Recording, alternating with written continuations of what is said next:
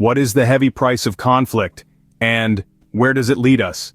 At least 3 Israeli soldiers have been killed, and nearly a dozen others wounded in a war zone in the central part of the Gaza Strip, as Palestinian resistance forces continue to inflict losses on Israeli occupation forces across the war-ravaged coastal sliver.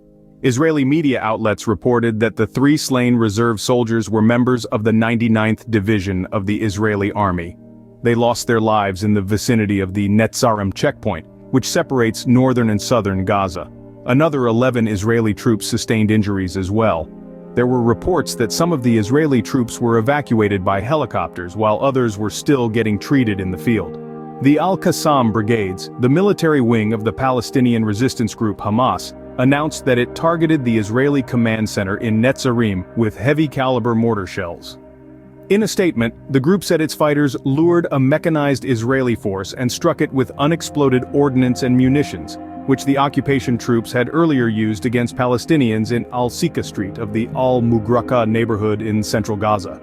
The Israeli military has so far confirmed some 260 deaths among its troops since the launch of a ground invasion of Gaza.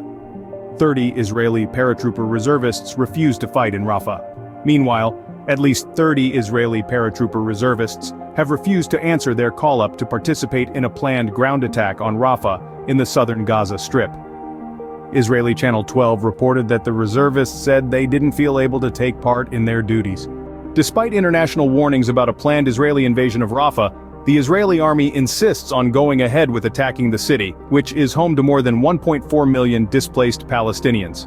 Israel launched the war on Gaza on October 7th after Palestinian resistance groups carried out a surprise retaliatory operation into the occupied territories. Concomitantly with the war, the regime has been enforcing a near-total siege on the coastal territory, which has reduced the flow of foodstuffs, medicine, electricity, and water into the Palestinian territory into a trickle. So far during the military onslaught, the regime has killed at least 34,454 Gazans, most of them women, children, and adolescents. To summarize, the recent events in Gaza have sparked global attention. The tragic loss of life continues to climb on both sides. The conflict has led to a siege on Gaza, causing shortages of essential supplies. In the midst of the conflict, one thing is certain: the heavy price of this conflict is being paid by the people of Gaza. As the world watches and reacts, the hope for a peaceful resolution remains more relevant than ever.